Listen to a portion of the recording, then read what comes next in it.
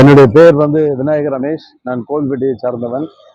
Kovilpatti rotary சங்கத்தில் district சேர்மனாக மாவட்டத்தில் இருக்கிறேன். அதுபோக ஸ்போர்ட்ஸ் கிளப் யூனியன் கிளப்ன்ற பிரசிடெண்ட்டாக இருக்கேன்.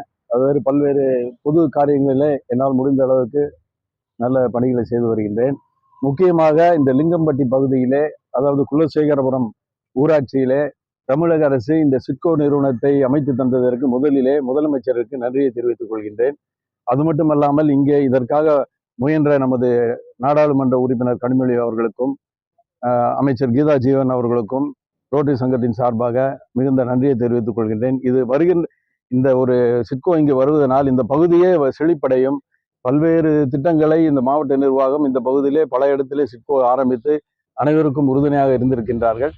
இதுவும் ஒரு நல்ல முயற்சி. இதற்கு தமிழக அரசிற்கும் முதலமைச்சருக்கும் மீண்டும் ஒரு முறை நன்றி தெரிவித்து விடைபெறுகிறேன். நன்றி, வணக்கம்.